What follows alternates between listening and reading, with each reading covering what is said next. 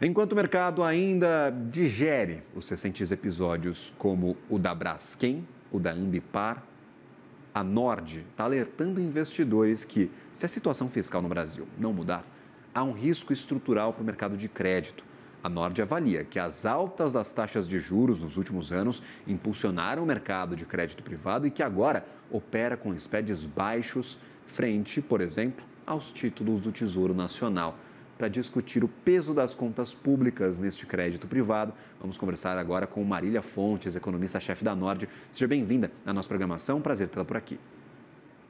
Obrigada, Gabriel. Muito obrigada pelo convite. Caríssima, eu queria entender justamente qual que é o risco que a gente está vendo nessas emissões privadas, muitas companhias pedindo recuperação judicial recentemente, isso não é bom para quem tem debênture dessas companhias, por exemplo, no bolso, para quem emprestou dinheiro para as empresas, e a gente vê talvez um pouquinho menos de atratividade para essas companhias para emissão de crédito privado, porque o Tesouro está pagando bem. Qual que é a visão de vocês do cenário para aí sim a gente discutir, claro, quais seriam os efeitos de uma intensificação desses pedidos de RJ? É exatamente isso que você comentou no começo. Então, a gente tem uma situação onde, por conta da taxa de juro muito alta, o mercado rumou para o crédito privado, não só por conta da taxa de juro alta, mas também por conta das mudanças de legislação. Então, a primeira foi a colocação de come-cotas nos fundos exclusivos. Antigamente, os grandes investidores de maior patrimônio acabavam usando os fundos exclusivos para não pagar imposto de renda ou só pagar no final e investir em títulos públicos, por exemplo. Com a implementação do Come Cotas, eles foram principalmente para os isentos bancários, então LCI e LCA, e recentemente o governo mudou, alterou ainda as regras da emissão de LCI e LCA, restringindo essa emissão, e aí o mercado rumou para os créditos isentos, CRIs, CRAS e debêntures de infraestrutura. Então, o que a gente vê hoje em dia é esse mercado muito sobrealocado. O percentual de investimento em crédito privado na carteira dos clientes e nos fundos de investimento praticamente dobrou de 2, 3 anos para cá, é muita coisa, é um mercado que cresceu bastante. A própria indústria de crédito privado, de fundos de crédito privado, foi a única que cresceu nos últimos 2 anos. Então, é uma situação de mercado muito sobrealocado. Muitas emissões foram feitas antecipando a possível mudança de legislação da 1303, que acabou caducando e não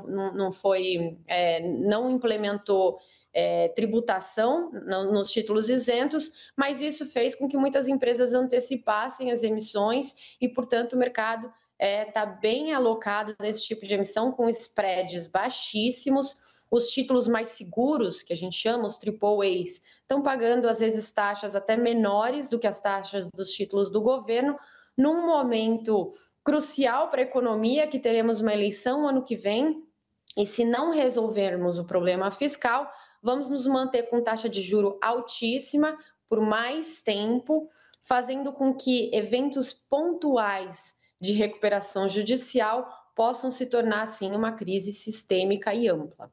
Perfeito. E aí, por exemplo, a gente tem a MP 1303 que tributaria esses títulos isentos, e aí o pessoal estava correndo para fazer estoque, porque o estoque, teoricamente, fica fora da tributação. Então, faz a emissão de uma vez, vende esses títulos, o pessoal compra, tentando fugir do imposto, mas aí não rolou a 1303, o pessoal está em cima aí de títulos de crédito privado.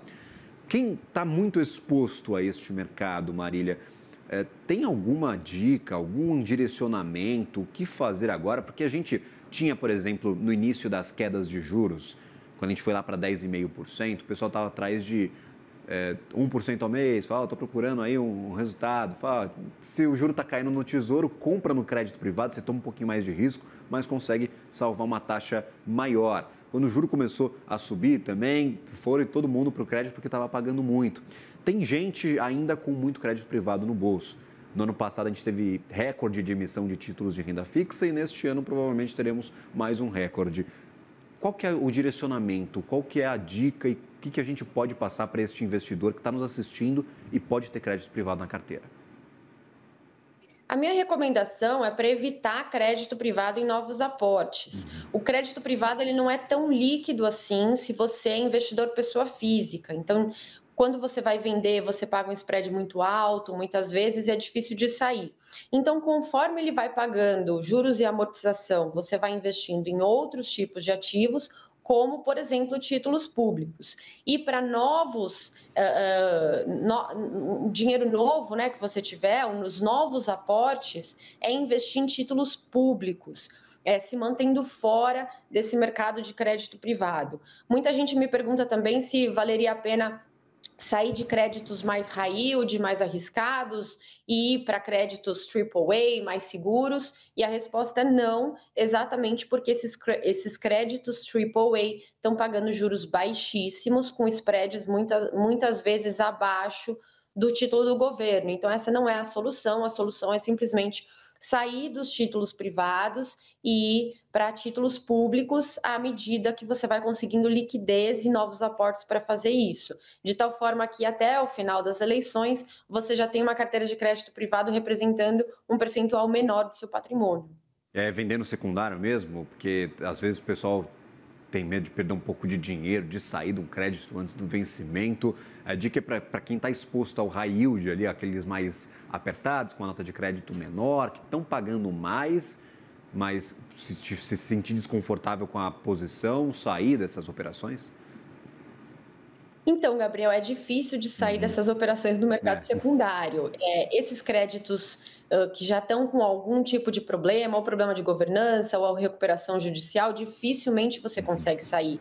Quando você chega no mercado secundário pedindo preço, você não consegue preço, ou às vezes consegue preço com um desconto muito grande. Então, você vai recuperar 20 ou 30% do valor que você tinha investido. Então, às vezes, tampouco vale a pena você liquidar a sua posição no mercado secundário. Infelizmente, esses títulos têm pouca liquidez.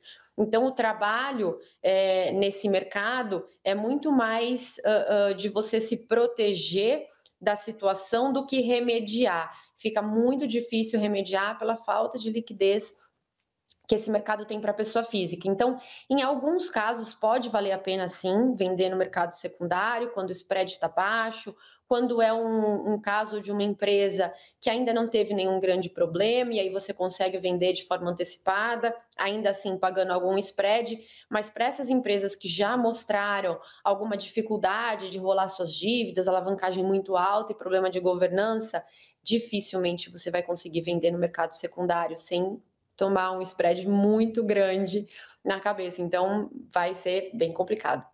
Depois a gente vê juro em 2%, que mais tem por aí é a empresa endividada, que tomou muita dívida, quis crescer de uma vez, aproveitando o baixo custo de capital, e agora o custo ali com juros, o custo financeiro das empresas, às vezes até piora o resultado. Tem companhia que eu vejo aqui no dia a dia que tem resultado operacional positivo, mas o custo financeiro é tão alto que ela fica no prejuízo mensalmente. Então, está dando dinheiro à operação, mas é o juro que está penalizando ali a companhia. Então, a gente está realmente vendo um cenário bastante complicado. Marília, a culpa é dos 15% de juros? Se a gente começar a aliviar a partir do próximo ano, chegar ali nos 12%, a situação se dilui, vai embora, ou mesmo assim, juro acima de 2 dígitos é pesado para essas companhias e ainda tem risco de crédito? É muito pesado para essas companhias. Juro de 12% é um juro alto em qualquer lugar do mundo, né? Estamos aí batendo recordes de juros comparado com países emergentes. Eu brinco que é um crescimento econômico que asfixia, porque é um crescimento que vem com uma expansão fiscal muito grande, um aumento de dívida muito grande e agora com um tesouro que está tendo dificuldade de rolar essa dívida pública por conta dos isentos e da demanda pelos isentos, da competição, e que mantém a taxa de juro dos títulos públicos ainda mais alta. E nesse momento você vai asfixiando as empresas pelo aumento da despesa financeira, né, pela conta de juro, de pagamento de juro dessa dívida, fazendo com que o governo, por outro lado, tenha que dar uma série de subsídios para essas próprias empresas que estão sendo asfixiadas pelo juro alto. Então, realmente, é um cenário bem desafiador e vamos torcer para que, a partir do ano que vem, e do final das eleições a gente possa começar a endereçar esse problema da dívida pública para que a gente possa baixar a taxa de juros para patamares abaixo de 10% ao ano, que realmente ainda assim é um juro muito alto. Esperamos. Marília Fontes, economista-chefe da Nord, sempre bem-vinda à nossa programação. Prazer tê-la por aqui. Um bom trabalho. Até uma próxima. Obrigada, Gabriel. Um bom Valeu. trabalho. Até.